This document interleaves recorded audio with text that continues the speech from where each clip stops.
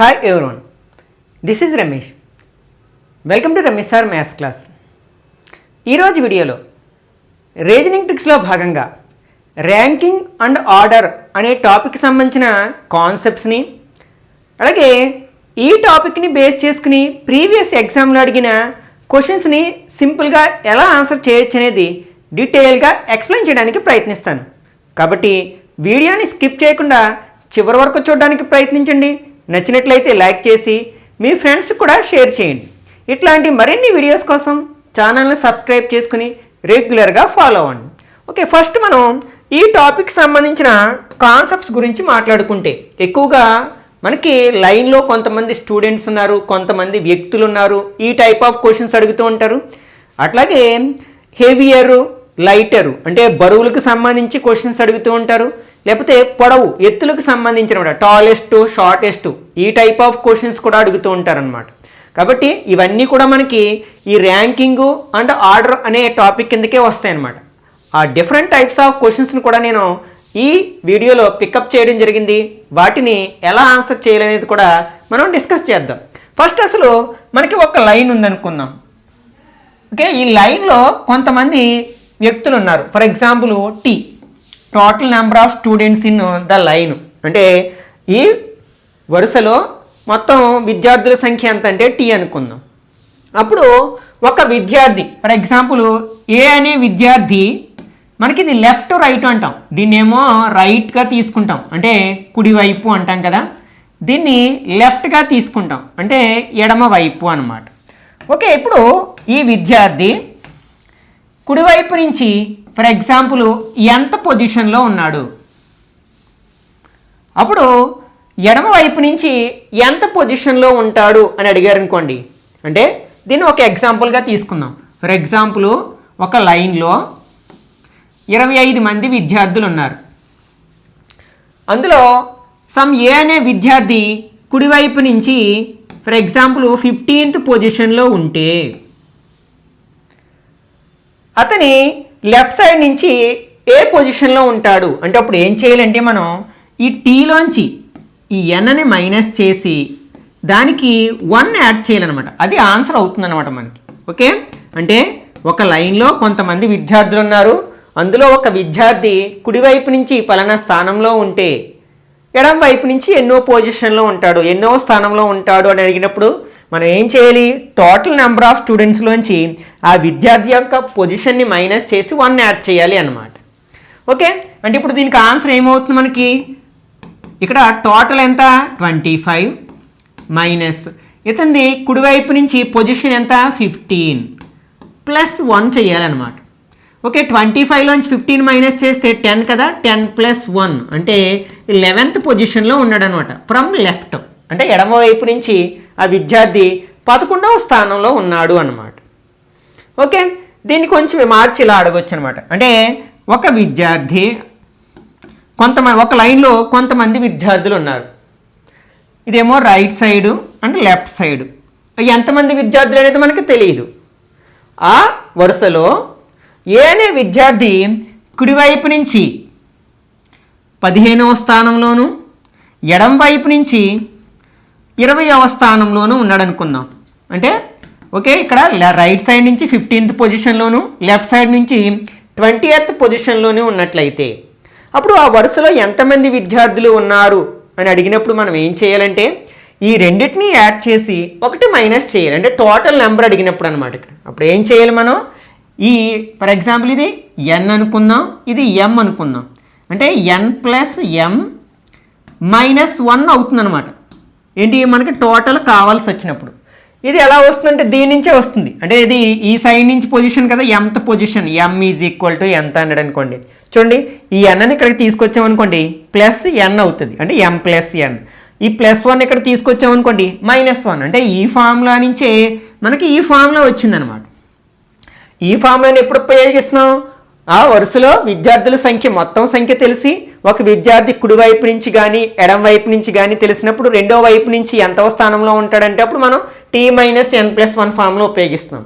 ఇక్కడేంటి, ఆ వరుసలో ఉండే విద్యార్థుల సంఖ్య మనకు తెలియదు, కానీ ఒక విద్యార్థి ఎడమ వైపు నుంచి కుడి వైపు నుంచి రెండు స్థానాల్లో తెలిసినప్పుడు ఆ వరుసలో ఎంతమంది విద్యార్థులు ఉన్నారు అని తెలియడం కోసం ఆ విద్యార్థి యొక్క రెండు వైపులని యొక్క పొజిషన్స్ని యాడ్ చేసి 1 మైనస్ చేయాలి. ఎందుకు మైనస్ చేస్తామంటే అతన్ని ఈ సైడ్ నుంచి కౌంట్ చేసేస్తాం, ఈ సైడ్ నుంచి కౌంట్ చేస్తాం, అంటే 2 సార్లు కౌంట్ చేసేస్తాం ఆ విద్యార్థిని, కాబట్టి 1 మైనస్ చేస్తాం అనమాట. ఓకే, నెక్స్ట్ ఇంకేం అడగొచ్చు అంటే మనకి ఇద్దరు విద్యార్థులు బేస్ చేసుకొని అడగొచ్చు అనమాట. ఓకే, ఒక వరుసలో ఫర్ ఎగ్జాంపుల్ 50 మంది విద్యార్థులు ఉన్నారు. అందులో ఏ అనే విద్యార్థి కుడివైపు నుంచి 20వ పొజిషన్లో ఉన్నాడు. అలాగే బి అనే విద్యార్థి ఓకే ఎడమ వైపు నుంచి 15వ పొజిషన్లో ఉన్నాడు. అయితే వీరిద్దరి మధ్యలో ఎంతమంది విద్యార్థులు ఉన్నారు అని అడిగినప్పుడు ఇదేమో టోటల్, ఇది ఎమ్, ఇది ఎన్ అనమాట. ఇద్దరు వేరు వేరు విద్యార్థులకి సంబంధించి అప్పుడు ఏం చేయాలన్నమాట, మనం ఈ టీలోంచి ఈ ఎన్ ప్లస్ ఎం మైనస్ చేస్తే సరిపోతుంది అనమాట. ఓకే, మనకప్పుడు వాళ్ళిద్దరి మధ్యలో ఎంతమంది ఉన్నారని వస్తుంది అనమాట. అంటే 50లోంచి ఈ రెండింటిని యాడ్ చేసామనుకోండి, 15 + 20 ఎంత 35. 15లోంచి 35 మైనస్ చేస్తే మధ్యలో ఎంతమంది ఉంటారు, 15 మంది ఉంటారనమాట. ఈ విధంగా మనం కాలిక్యులేట్ చేయొచ్చు అనమాట. కానీ దీంట్లో మనకి సెకండ్ మోడల్ ఉంటుందన్నమాట, ఓవర్ ల్యాప్ మోడల్. అంటే ఫర్ ఎగ్జాంపుల్ ఏమడిగారంటే ఇట్లా మనకి ఒక వరుసలో ఒక ఏ అనే విద్యార్థి కుడివైపు నుంచి 20వ స్థానంలోను, బి అనే విద్యార్థి ఎడమ వైపు నుంచి 35వ స్థానంలో ఉన్నాడు. ఇప్పుడు మధ్యలో ఎంతమంది విద్యార్థులు ఉన్నారు అంటే ఫర్ ఎగ్జాంపుల్ ఇక్కడ ఆ లైన్లో మొత్తం 40 మంది విద్యార్థులు ఉన్నారనుకుందాం. ఇప్పుడు దీన్ని అప్లై చేస్తే సాధ్యం కాదు. ఇక్కడ టోటల్లోంచి ఇద్దరి యొక్క స్థానాలని మైనస్ చేసేస్తాం. కానీ ఇప్పుడు ఈ టోటల్ 40, ఇద్దరి యొక్క స్థానాలను యాడ్ చేస్తే ఎంత వస్తుంది, 55 వస్తుంది. అంటే ఇది ఓవర్ ల్యాపింగ్ కండిషన్ అనమాట. అంటే ఈ విద్యార్థి ఈ బి అనే విద్యార్థి ఇక్కడ ఉన్నాడు, బిని దాటుకుని సైడ్ ఉన్నాడు అనమాట. అంటే మధ్యలో బి అనే విద్యార్థిని కూడా కౌంట్ చేసాం. అలాగే ఈ బి అనే విద్యార్థి ఏని దాటుకుని ఉన్నాడు, అంటే మధ్యలో ఏ అనే విద్యార్థిని కూడా కౌంట్ చేస్తాం అనమాట. అంటే ఇలాంటి సమయంలో మనం ఏం చేయాలి అంటే ఇక్కడ మనకు అర్థమైపోతుంది ఇది ఓవర్ ల్యాపింగ్ సిచ్యువేషన్ అని ఎప్పుడు వస్తుందంటే ఈ రెండింటిని యాడ్ చేసినప్పుడు టోటల్ కంటే ఎక్కువ వస్తుంది. అప్పుడు టోటల్ నుంచి మైనస్ చేయలేం కదా, అప్పుడు ఏం చేయాలంట రివర్స్లో మైనస్ చేస్తాం. ఈ రెండింటిని యాడ్ చేసి అందులోంచి టోటల్ మైనస్ చేసి మళ్ళీ అందులోంచి ఏం చేస్తాం, 2ని మైనస్ చేస్తాం. ఎందుకంటే వీళ్ళిద్దరిని లెక్కించేస్తాం మధ్యలో. అంటే ఇప్పుడు ఏం చేయాలి, దీన్ని ఈ 20 + 35 రెండింటిని యాడ్ చేసాము. ఓకే, ఇందులోంచి 40 మైనస్ చేసాం. ఇప్పుడు ఏమవుతుంది, ఇద్దరిలో మధ్యలో ఉన్న విద్యార్థులు రారు, ఇక్కడ మళ్ళీ 2 మైనస్ చేయాలి. ఎందుకంటే ఇక్కడ ఈ బిని లెక్కించేటప్పుడు మధ్యలో ఏని కౌంట్ చేసాం, అలాగే ఏని లెక్కించేటప్పుడు మధ్యలో బిని కౌంట్ చేసాం. వాళ్ళిద్దరిని తీసేయాలి కదా, మధ్యలో ఎంతమంది ఉన్నారు అని వచ్చింది కదా, కాబట్టి 2 మైనస్ చేయాలన్నమాట. ఇప్పుడు ఈ రెండు యాడ్ చేస్తే ఎంత, 55 మైనస్ 40, రెండు మైనస్ నెంబర్లు కాబట్టి యాడ్ చేస్తే -42. అంటే ఎంత వస్తుంది మనకి, 13 మెంబర్స్ ఉంటారనమాట. లేకపోతే దీన్ని రివర్స్లో మార్చుకోవచ్చు. ఎలాగంటే మనకి ఈ విద్యార్థి ఇటు నుంచి 20వ స్థానంలో ఉన్నాడంటే ఇటు నుంచి ఎన్నో స్థానంలో ఉన్నాడో చెప్పేయచ్చు. ఎలా చెప్పేయచ్చు, మొత్తం 40 మంది విద్యార్థులు ఉన్నారు కదా, 40లోంచి మనం 20 తీసేస్తే ఎంత వస్తుంది, 20 వస్తుంది. దానికి 1 యాడ్ చేస్తాం కదా, ఫస్ట్ కండిషన్ t - n + 1. కాబట్టి ఇతను ఇక్కడ నుంచి 20వ స్థానంలో ఉంటే ఇటువైపు నుంచి ఎన్నో స్థానంలో ఉంటాడు, 40 - 20 + 1 అంటే 21st స్థానంలో ఉంటాడు. ఈ విద్యార్థి ఇటువైపు నుంచి 35వ స్థానంలో ఉంటే ఇటువైపు నుంచి ఎన్నో స్థానంలో ఉంటాడంటే 40 - 35 + 1. 40లోంచి 35 తీస్తే ఎంత, 5 + 1 అంటే 6th పొజిషన్లో ఉంటాడనమాట. ఇప్పుడు మనం ఈ కండిషన్ అప్లై చేయొచ్చు. చూడండి ఇప్పుడు ఏం చేస్తాం, ఇక్కడ మొత్తం విద్యార్థులు 40, అందులోంచి ఈ రెండింటి మొత్తాన్ని మైనస్ చేయాలి. అంటే 21 + 6 ఎంత అవుతుంది, 27 - 27 ఈక్వల్ టు ఎంత వచ్చింది, 13 వచ్చింది. అంటే ఈ విధంగా కూడా చేయొచ్చు అనమాట. మనకి రెండిట్లో ఏది బెటర్ మెథడ్ అయితే అది మనం ఫాలో అయితే సరిపోతుంది అనమాట. ఓకే, వీటితో పాటు మనకి ఏ టైప్ ఆఫ్ క్వశ్చన్స్ అడగొచ్చు అంటే మనకి హెవియర్ అంటే మనకి పార్సిల్స్ ఉన్నాయి కొన్ని, లేకపోతే కొందరు వ్యక్తులు ఉన్నారు, వాళ్ళు ABCD అనే 5-6 వ్యక్తులు ఉన్నారు, వాళ్ళలో A B కంటే బరువైన వాడు, ఈ టైప్ ఆఫ్ క్వశ్చన్స్ అనమాట. ఇవి ఇంచుమించు మనకి సీటింగ్ అరేంజ్మెంట్కి సంబంధించిన క్వశ్చన్స్ని ఎలా ఆన్సర్ చేస్తామో అలా ఆన్సర్ చేయొచ్చు అనమాట. ఇప్పుడు మనం ప్రీవియస్ క్వశ్చన్స్ని ఆన్సర్ చేయడానికి ప్రయత్నిద్దాం. First question, Gopi ranked, Telugu మీడియంలో చూసుకున్నట్లయితే ఒక వరుసలో గోపి ఎడమ వైపు నుంచి 69వ స్థానంలో ఉన్నాడు మరియు కుడివైపు నుంచి 27వ స్థానంలో ఉన్నాడు. ఆ వరుసలో మొత్తం విద్యార్థులు ఎంతమంది? అంటే ఒక వరుస ఉంది, ఆ వరుసలో గోపి అనే విద్యార్థి ఇక్కడ మనకి ఎడమ వైపు నుంచి 65వ స్థానం, అంటే ఈ వైపు నుంచి చూసినప్పుడు 69వ ప్లేస్లో ఉన్నాడు.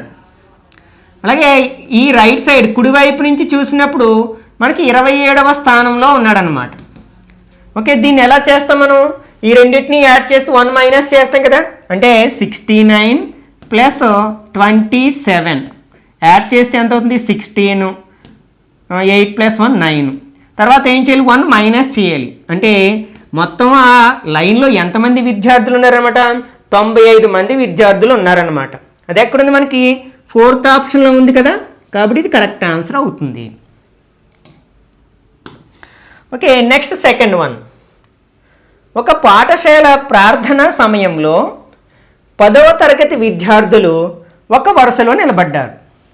రాజు 2 చివర్ల నుంచి 71వ స్థానంలో ఉన్నాడు. అంటే ప్రేయర్లో నించున్నప్పుడు 10th క్లాస్ విద్యార్థులు ఆ లైన్లో రాజు అనే విద్యార్థి 2 వైపుల నుంచి కూడా, అంటే అది ముందు నుంచి వెనక నుంచి కావచ్చు, లేకపోతే ఎడమ నుంచి కుడి నుంచి కావచ్చు అనమాట. 51 ప్లేస్లో ఉన్నాడనమాట. 51 ప్లేస్లో ఉన్నాడు. ఎడమ వైపు నుంచి కూడా 51 ప్లేస్లోనే ఉన్నాడనమాట. అయితే ఆ 10వ తరగతిలో మొత్తం ఎంతమంది విద్యార్థులు ఉన్నారు అంటే 2 వైపుల నుంచి ర్యాంక్ తెలిసినప్పుడు ఏం చేస్తాం? రెండింటిని యాడ్ చేసి 1 మైనస్ చేస్తాం. 51 యాడ్ చేస్తే ఎంత అవుతుంది? 102. లోంచి 1 మైనస్ చేస్తే 101. అంటే ఆ 10వ తరగతి వరుసలో ఉండే విద్యార్థుల సంఖ్య ఎంత అనమాట? 101. అది ఎక్కడుంది? మనకి 2వ ఆప్షన్లో ఉంది కదా, కాబట్టి ఇది కరెక్ట్ ఆన్సర్ అవుతుంది అనమాట. ఓకే, నెక్స్ట్, దేవ్ ఒక వరుసలో ఎడమ చివరి నుంచి 13వ స్థానంలో ఉన్నాడు మరియు మయాంకు కుడి చివరి నుంచి 20వ స్థానంలో ఉన్నాడు. వారిద్దరి మధ్య 9 మంది ఉన్నారు మరియు మయాంక్ దేవ్ కుడివైపున ఉన్నాడు. అయితే ఆ వరుసలో మొత్తం ఎంతమంది విద్యార్థులు ఉన్నారు? అంటే ఒక వరుస ఉంది. ఓకే, ఇది మనకి రైట్ సైడ్ అంటే కుడివైపు, ఇది లెఫ్ట్ సైడ్ ఎడమ వైపు. ఇందులో దేవ్ ఎడమ చివరి నుంచి 10వ స్థానంలో ఉన్నాడు. ఎడమ చివరి అంటే ఇది కదా, ఇక్కడి నుంచి దేవ్ ఎన్నో స్థానంలో ఉన్నాడు? 13వ స్థానంలో ఉన్నాడు. 13th ప్లేస్లో ఉన్నాడంట. నెక్స్ట్, మయాంకు కుడి చివరి నుంచి 20వ స్థానంలో ఉన్నాడు. మయాంకు కుడి చివరి నుంచి ఎన్నో స్థానంలో ఉన్నాడు? 20th ప్లేస్లో ఉన్నాడు అనమాట. ఓకే, అయితే వారిద్దరి మధ్యలో 9 మంది విద్యార్థులు ఉన్నారు. వీళ్ళిద్దరి మధ్యలో మళ్ళీ 9 మంది విద్యార్థులు ఉన్నారనమాట. మరియు మయాంకు దేవ్ కుడివైపున ఉన్నాడు. ఓకే, మయాంకు దేవ్ కుడివైపున ఉన్నాడు. కండిషన్ కరెక్టే కదా. ఎడమ వైపున ఉంటే ఇది ఓవర్లాపింగ్లోకి వస్తుంది అనమాట. అంటే ఈ మయాంక్ ఇటు సైడ్ వస్తాడు, దేవ్ అటు సైడ్కి వెళతాడు. అప్పుడు ఇంతకుముందు చెప్పుకున్న కండిషన్ అప్లై చేయాల్సి ఉంటుంది అనమాట. ఓకే, ఇప్పుడు ఎట్లాగో మయాంక్ దేవ్కి కుడివైపున ఉన్నాడు కాబట్టి ఇది కరెక్ట్. ఇక్కడ వరకు ఎంతమంది విద్యార్థులు ఉన్నాడు? 13 మంది విద్యార్థులు ఉన్నారు. ఇక్కడ వరకు ఎంతమంది విద్యార్థులు ఉన్నారు? 20 మంది విద్యార్థులు ఉన్నారు. మయాంక్ వరకు, మయాంక్తో సహా. అతని ప్లేస్ 20th ప్లేస్ కాబట్టి మయాంక్తో కలిపి 20 మంది విద్యార్థులు ఉన్నారు. మధ్యలో ఎంతమంది ఉన్నారు? 9 మంది విద్యార్థులు ఉన్నారు. అప్పుడు వరుసలో ఎంతమంది ఉంటారంటే ఈ 3 నెంబర్స్ని యాడ్ చేసేయడమే. ఓకే, 20కి 13 యాడ్ చేస్తే 33, 33కి 9 యాడ్ చేస్తే 42. కాబట్టి ఆ వరుసలో ఎంతమంది విద్యార్థులు ఉంటారనమాట? 42 మంది విద్యార్థులు ఉంటారన్నమాట. ఓకే, నెక్స్ట్, ఉత్తరం వైపు ముఖం పెట్టి నిలబడిన 50 మంది విద్యార్థుల వరుసలో, అంటే ఇక్కడ నార్త్ డైరెక్షన్లో నించున్నారు కొంతమంది విద్యార్థులు. అంటే ఇటువైపు ఫేస్ పెట్టారనమాట, నార్త్ వైపు, ఉత్తరం వైపు. ఓకే, మొత్తం ఈ వరుసలో ఎంతమంది విద్యార్థులు ఉన్నారు? 50 మంది విద్యార్థులు ఉన్నారంట. మెహా కుడి చివర నుండి 15వ స్థానంలో ఉంది. మెహా కుడి చివర, ఇది రైట్ సైడ్, ఇది లెఫ్ట్ సైడ్. కాబట్టి రైట్ సైడ్ నుంచి చూసినప్పుడు మెహా ఏ స్థానంలో ఉంది? 15th ప్లేస్లో ఉందట. ప్రియా మెహాకు ఎడమవైపున 8వ స్థానంలో ఉంది. అంటే ఇప్పుడు ప్రియా గురించి మాట్లాడుకుంటున్నాం. ఈమె ఎక్కడుంది? మెహాకు ఎడమ వైపున ఉంది. అంటే తినకు ఎడమ వైపు అంటే ఈ భాగం కదా, ఈ భాగంలో ఈ వైపున ఎవరున్నారు? ప్రియా ఉంది. ఏ ప్లేస్లో ఉంది? 8th place. అంటే ఇక్కడ 8th ప్లేస్ అనేది ఏంటి? మెహా తర్వాత నుంచి చూసినప్పుడు అనమాట. ఫస్ట్ సెకండ్ అలా లెక్క పెట్టినప్పుడు 8th ప్లేస్లో ఉందంట. అయితే ఆ వరుసలో ఎడమ చివరి నుండి ప్రియా యొక్క స్థానం ఎంత? అయితే వాళ్ళు ఏమడిగారు? లెఫ్ట్ సైడ్ నుంచి చూసినప్పుడు ప్రియా ఏ పొజిషన్లో ఉంది? అసలు కుడివైపు నుంచి ప్రియా ఏ పొజిషన్లో ఉందంటే ఇక్కడ మెహా ఏమో 15th ప్లేస్లో ఉంది, దాని తర్వాత ప్రియా 8th ప్లేస్లో ఉంది. అంటే ఈ రెండింటిని యాడ్ చేస్తే 23rd ప్లేస్లో ఉందన్నమాట ప్రియా. ఎప్పుడు? రైట్ సైడ్ నుంచి చూసినప్పుడు. మనల్ని ఏమడిగారు? ఎడమ వైపు నుంచి అడిగారు. మొత్తం విద్యార్థులు ఎంతమంది ఉన్నారు వరుసలో? 50 మంది. కాబట్టి ఆ 50లోంచి 23ని మైనస్ చేసేసి 1 యాడ్ చేయాలన్నమాట. ఓకే, 50లోంచి 23 మైనస్ చేస్తే ఎంత? 27. మనం మళ్ళీ 1 యాడ్ చేయాలి కదా. అంటే ప్రియా ఎడమ వైపు నుంచి ఏ ప్లేస్లో ఉందన్నమాట? 28th ప్లేస్లో ఉందన్నమాట. అది ఎక్కడుంది మనకి? 3rd ఆప్షన్లో ఉంది కదా. కాబట్టి ఇది కరెక్ట్ ఆన్సర్ అవుతుంది. Okay, next. All 119 people are standing in a row facing north. అంటే ఒక లైన్లో ఉత్తరం వైపుకు నిలబడి మొత్తం ఎంతమంది విద్యార్థులు ఉన్నారట? 119 మెంబర్స్ ఉన్నారనమాట మొత్తం విద్యార్థుల లైన్లో. ఎటువైపు ఏ డైరెక్షన్లో నుంచి ఉన్నారంటే నార్త్ డైరెక్షన్లో అనమాట. ఓకే, శ్రీ ఎల్కేజే కుడివైపు చివరి నుంచి 7వ స్థానంలో ఉన్నాడు. ఎల్కేజే, మిస్టర్ ఎల్కేజే అనే వ్యక్తి కుడివైపు నుంచి ఏ స్థానంలో ఉన్నాడు? 7th place. ఎల్కేజే అనమాట 7th ప్లేస్లో ఉన్నాడు ఇతను. నెక్స్ట్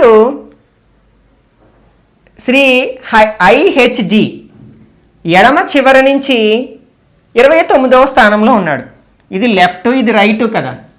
ఓకే, ఇక్కడ ఐహెచ్జి అనే పర్సను ఎడమ వైపు నుంచి, ఐహెచ్జి అనే వ్యక్తి ఎడమ చివరి నుంచి చూసినప్పుడు ఏ ప్లేస్లో ఉన్నాడు? 29th ప్లేస్లో ఉన్నాడు. శ్రీ ఎల్జేకే మరియు శ్రీ ఐహెచ్జిల మధ్య ఎంతమంది వ్యక్తులు ఉన్నారు? అంటే ఈ మధ్యలో ఎంతమంది ఉన్నారు అంటే ఏం చేస్తాం మనం? సింపుల్గా ఈ టోటల్లోంచి ఈ 2 ప్లేసెస్ని కలిపేసి మైనస్ చేస్తాం. 29కి 7 కలిపితే 36. అంటే మనం 119లోంచి 36ని మైనస్ చేయాలి. 9 - 6 3 అవుతుంది. 11 - 3 8. అంటే వాళ్ళిద్దరి మధ్యలో ఎంతమంది ఉన్నారనమాట? 83 మెంబర్స్ ఉన్నారనమాట. అది ఎక్కడుంది మనకి? ఫస్ట్ ఆప్షన్లో ఉంది కదా.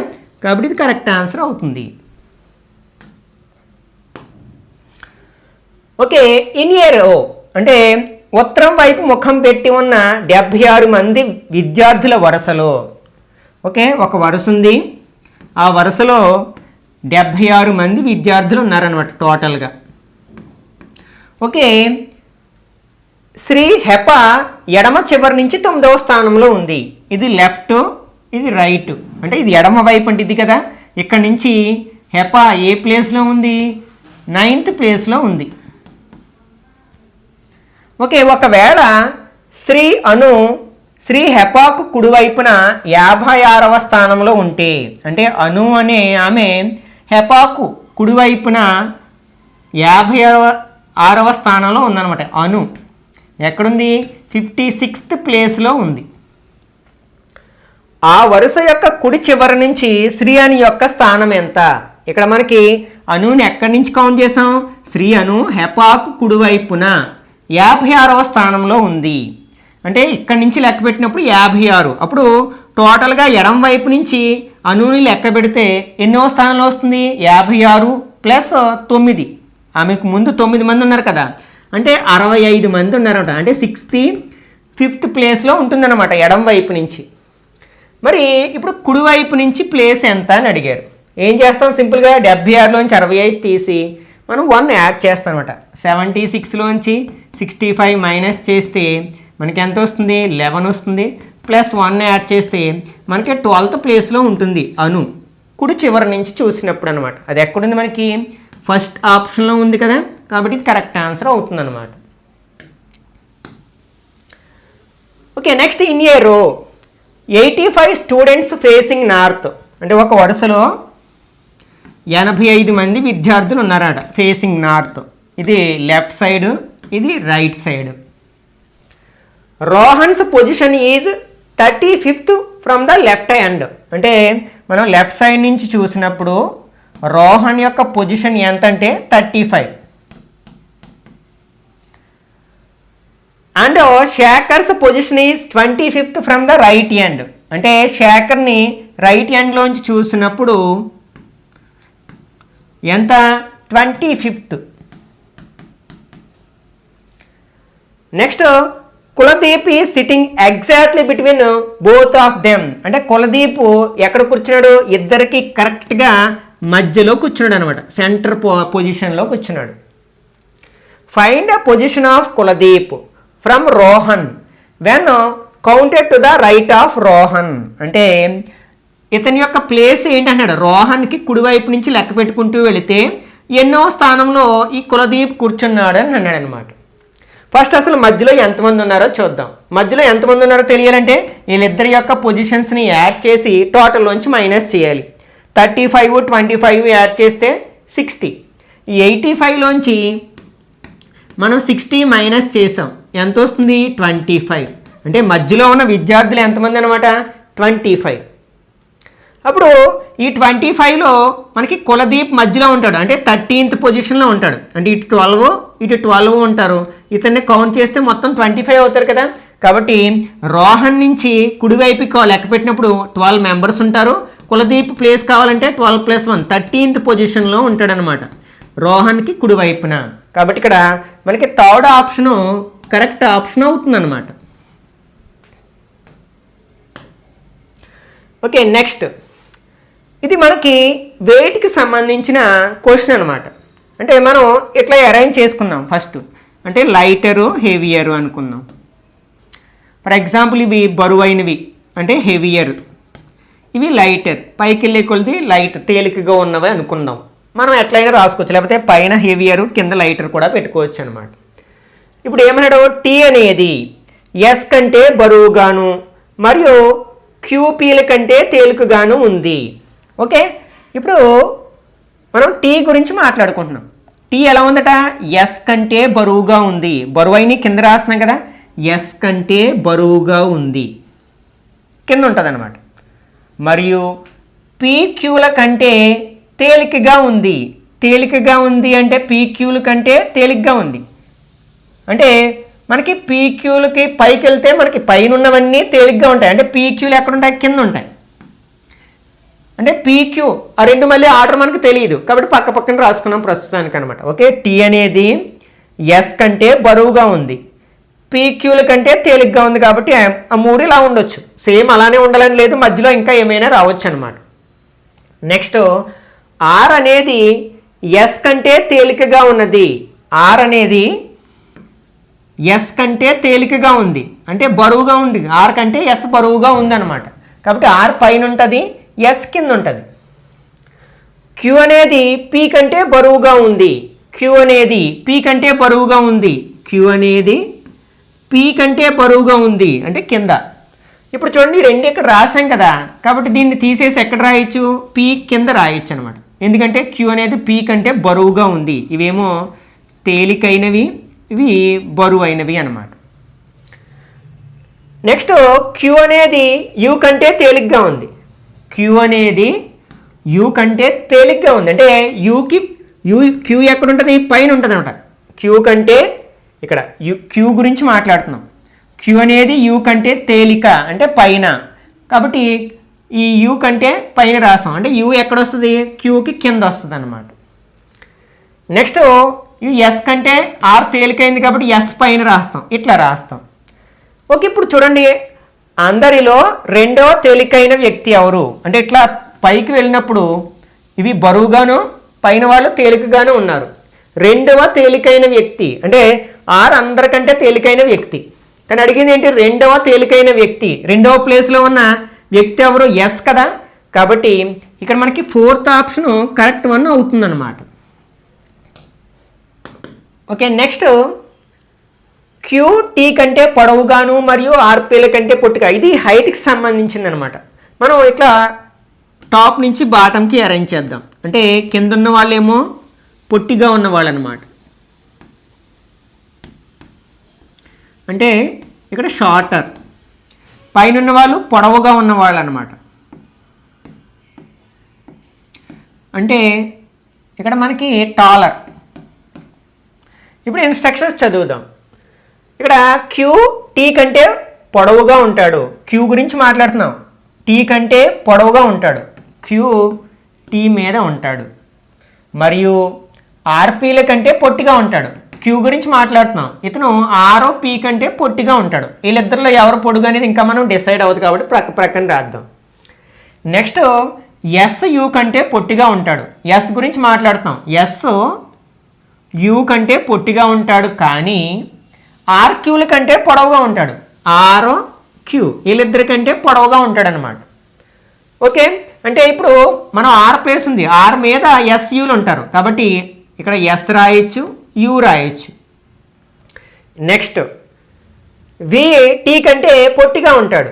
వి గురించి మాట్లాడుతున్నాం. ఇతను టీ కంటే పొట్టిగా ఉంటాడు కాబట్టి వీని తీసుకొచ్చి టీకి కింద రాయొచ్చు. నెక్స్ట్ పి ఆర్ కంటే పొట్టిగా ఉంటాడు. ఇక్కడ మనం పి గురించి మాట్లాడుతున్నాం. ఆర్ కంటే పొట్టిగా ఉంటాడు అంటే ఈ పిని తీసుకొచ్చి ఎక్కడ రాస్తాం అనమాట? ఆర్ కింద రాస్తాం అనమాట. అంటే ఇదే అనమాట ఆర్డర్, కరెక్ట్ ఆర్డర్ అనమాట. అంటే ఇది పొట్టి వాళ్ళు పైకి వెళ్ళే కొలిది పొడవుగా ఉంటారు. అందరికంటే పొడవైన వాడు యు. ఇక్కడ అడిగిన క్వశ్చన్ ఏంటి? అయితే అందరిలో ఎవరు ఎక్కువ పొడవుగా ఉంటారు? అందరికంటే పొడవుగా ఉన్న వ్యక్తి ఎవరు అంటే యు అనమాట. కాబట్టి ఇక్కడ మనకి సెకండ్ ఆప్షన్ కరెక్ట్ వన్ అవుతుంది అనమాట. అందరికంటే పొట్టిగా ఉన్న వ్యక్తి అంటే బి అవుతాడు అనమాట. ఓకే, అలా మధ్యలో ఉన్న వ్యక్తి ఎవరు? రెండవ స్థానం, కింద నుంచి చూసినప్పుడు రెండవ స్థానంలో ఉన్న వ్యక్తి ఎవరు? ఇట్లాంటి క్వశ్చన్స్ ఎన్నైనా అడగవచ్చు మనకి. ఓకే, నెక్స్ట్ ఏబిసిడిఓపి మరియు క్యూ అనే 7 పెట్టెలు ఒకదాని మీద ఒకటి ఉంచబడ్డాయి, కానీ అవి తప్పనిసరిగా అదే క్రమంలో ఉండాల్సిన అవసరం లేదు. ఇక్కడ మనకి 7 పెట్టెల్ని ఒకదాని మీద ఒకటి ఉంచారనమాట. ఇంచుమించి ఇది సీటింగ్ అరేంజ్మెంట్ని పోలి ఉంటుంది అనమాట. ఓకే, మనం సీటింగ్ అరేంజ్మెంట్కి సంబంధించిన క్వశ్చన్స్ని ఎలా ఆన్సర్ చేస్తామో అదేవిధంగా దీన్ని కూడా ఆన్సర్ చేయొచ్చు. అక్కడ మనకి సీటింగ్ అరేంజ్మెంట్, లీనియర్ సీటింగ్ అరేంజ్మెంట్లో ఇట్లా మనం ప్లేసెస్ అలాట్ చేస్తే ఇవి bottom to top or top to బాటమ్కి 7 ప్లేసెస్ అలాట్ చేయాలి. ఫస్ట్ ఇది టాప్ అనుకుందాం. 1 2 3 4 5 6 7 ఇది బాటమ్ అనమాట. ఇది క్రింది భాగము, ఇది పై భాగము. ఇప్పుడు ఇన్స్ట్రక్షన్ చదివితే సికి పైన 3 పెట్టెలు మాత్రమే ఉంచబడ్డాయంట. అంటే సికి పైన 3 ఉన్నాయంటే పైనుంచి 4వ ప్లేస్లో ఉన్నట్టే కదా. అప్పుడు 1 2 3 ప్లేసెస్ వస్తాయి. నెక్స్ట్ ఓ మరియు సిల మధ్య ఒక పెట్టె మాత్రమే ఉంది. అయితే ఆ ఓ అనేది ఇక్కడ ఉందా ఇక్కడ ఉందా మనం డిసైడ్ చేయలేం. కాబట్టి ఇలా అయినా ఉండొచ్చు లేదా ఇలా అయినా ఉండొచ్చు మనకి. కాబట్టి ఇంకా మనం ఫిల్అప్ చేయకూడదు. నెక్స్ట్ ఓ మరియు పీల మధ్య 3 పెట్టెలు మాత్రమే ఉంచబడ్డాయి. అంటే ఓకి పీకి మధ్యలో 3 ఉన్నాయట పెట్టెలు. 1 2 3 ఇలా అయినా ఉండొచ్చు లేకపోతే మనకి ఇలా అయినా ఉండొచ్చు అనమాట. ఈ రెండిట్లో ఏదైనా పాసిబుల్ అవుతుంది. నెక్స్ట్ పి అనేది సికి పైన ఏదో ఒక ప్రదేశంలో ఉంది. ఇక్కడ పి అనేది సికి పైన ఉందన్నమాట. అంటే వెంటనే పైన ఉండాలని లేదు, కానీ ఏదైనా ఒక ప్లేస్లో. ఇక్కడ మనకి సి పైన 3 ప్లేసులు ఉన్నాయి. ఈ 3 ఎక్కడైనా ఉండొచ్చు అనమాట. నెక్స్ట్ ఏ అనేది పికి తక్షణమే కింద ఉంది. నెక్స్ట్ ఏ అనేది పి కిందనే ఉందన్నమాట. కిందనే ఉంది అంటే ఖచ్చితంగా ఈ 3 ప్లేసుల్లో పిఏలు ఉన్నారు. ఆ 2 ప్లేసులు 1 2 అయినా కావచ్చు, ఈ 2 3 అయినా కావచ్చు అనమాట. ఓకే, ఒక్కసారి మనం ఇది అబ్జర్వ్ చేసామనుకోండి, ఈ రెండింటిని కలిపి చూసామనుకోండి. ఓకే, ఇక్కడ మనకి సి ఇక్కడ ఉందనుకోండి, అప్పుడు మధ్యలో ఒకటి ఓ ఇక్కడికి రావాలి. ఒకసారి దీనికి చూద్దాం. పిఏలు మనకి ఎలా అయినా ఉండొచ్చు, లేకపోతే ఇలా అయినా ఉండొచ్చు. అంటే ఈ ప్లేస్లో ఖచ్చితంగా ఎవరుంటారు, ఏ కానీ పి కానీ ఉండి తీరాలి. ఎందుకంటే వాళ్ళిద్దరూ కూడా సి పైనే ఉన్నారు కాబట్టి ఈ సి మీద ఓ ఉండే అవకాశం లేదు కాబట్టి దీన్ని ఎలిమినేట్ చేసేసేయచ్చు మనం. అంటే ఇంకా మనకి సికి ఓకి మధ్యలో ఒకరు ఉన్నారు కాబట్టి ఓని తీసుకెళ్ళి ఎక్కడ రాయొచ్చు, ఇక్కడ రాసేసేయచ్చు అనమాట. ఓకే, అది ఫిల్ అయిపోయింది. ఇప్పుడు చూడండి, ఈ రెండింటినీ అబ్జర్వ్ చేసినట్లయితే మనకి ఇక్కడ పి ఎక్కడున్నది, పైన ఉంది. ఫస్ట్ ప్లేస్లో కానీ సెకండ్ ప్లేస్లో కానీ ఉంది. కానీ ఇందులో చూడండి ఎక్కడికి వెళ్ళిపోయింది, 5th ప్లేస్లోకి వెళ్ళిపోయింది. కాబట్టి ఇది సాధ్యం కాదు కదా. కాబట్టి ఇక్కడ చూడండి, పీకి పైన 3 ప్లేసెస్ తర్వాత ఓ ఉండాలి కదా. అంటే ఇక్కడ ఓ ఆల్రెడీ డిసైడ్ అయిపోయింది. 1 2 3 ప్లేసెస్ ఉన్నాయి. అంటే పి ఎక్కడ ఉంటుంది అనమాట, ఇక్కడ ఉంటుంది. పి అక్కడ ఉందంటే ఏ దాని కిందే ఉండాలి కదా, కాబట్టి ఏ ఇక్కడ ఉంటుంది అనమాట. కాబట్టి 3 ప్లేసులు మనకి డిసైడ్ అయిపోయాయి మనకి. ఇంకా నెక్స్ట్ ఇంకొకటి ఏమి ఇచ్చారంటే బి అనేది డి పైన ఏదో ఒక ప్రదేశంలో ఉంది. అంటే బి అనేది డికి పైన ఏదో ఒక ప్రదేశంలో ఉందంట. అది ఎక్కడనే తెలియదు అసలు. ఫస్ట్ రెండిట్లో ఏది మనకి డిసైడ్ అవ్వలేదు కదా. నెక్స్ట్ క్యూని ఓకి తక్షణమే కింద ఉంచలేదు. అంటే ఓకి పైన కానీ కింద కానీ క్యూ లేదు అనమాట. అంటే ఖచ్చితంగా ఇక్కడ క్యూకి పైన ఒక ప్లేస్ ఉంది, కింద ఒక ప్లేస్ ఉంది. ఆ రెండిట్లో మనం క్యూని రాయకూడదు. ఇంకా మిగిలిన ప్లేస్ ఏంటి, టాప్ ప్లేస్ మిగిలింది కదా, కాబట్టి క్యూని అక్కడే రాయాలి. ఓకే, నెక్స్ట్ ఇప్పుడు చూడండి, బికి పైన డికి పైన బి ఉంది. ఇంకా 2 ప్లేసులు మిగిలాయి కాబట్టి పైన బి వస్తుంది, కింద డి వస్తుంది. ఆ పెట్టెలన్నీ ఈ ఆర్డర్లో ఉన్నాయన్నమాట. ఓకే, ఇప్పుడు క్వశ్చన్ ఏమడిగారు, ఏ పెట్టె అత్యంత కింద స్థానంలో ఉంచబడింది. అంటే అన్నిటికంటే కింద భాగంలో ఉంచబడిన పెట్టె ఏంటంటే డి కదా. కాబట్టి ఇక్కడ థర్డ్ ఆప్షను కరెక్ట్ 1 అవుతుంది అనమాట. ఓకే, ఈ టైప్ ఆఫ్ క్వశ్చన్స్ చదివేటప్పుడు మనం ఇన్స్ట్రక్షన్స్ని కేర్ఫుల్గా చదువుతూ మనకి ప్లేస్ కన్ఫర్మ్ అయ్యే వరకు మనం దీంట్లో రాయకూడదు అనమాట. అప్పటి వరకు మనం రఫ్గా రాసుకుంటూ ఉండాలి. ఒకదాని ప్లేస్ కన్ఫర్మ్ అయిన తర్వాత అప్పుడు ఒకదాన్ని ఒకటి లింక్ చేసుకుంటూ ఈ అరేంజ్మెంట్ని మనం పూర్తి చేయాల్సి ఉంటుంది. అలా మనం కరెక్ట్గానే పూర్తి చేసామనుకోండి, క్వశ్చన్ ఎలా అడిగినా మనం ఈజీగా ఆన్సర్ చేయొచ్చు అనమాట. ఇలాంటి మరికొన్ని క్వశ్చన్స్ని మీరు ఓరుగా ప్రయత్నించండి. ఈ వీడియో నచ్చినట్లయితే లైక్ చేయండి, అలాగే మీ ఫ్రెండ్స్ కూడా షేర్ చేయండి. ఇట్లాంటి మరిన్ని వీడియోస్ కోసం ఛానల్ని సబ్స్క్రైబ్ చేసుకుని రెగ్యులర్గా ఫాలో అవ్వండి.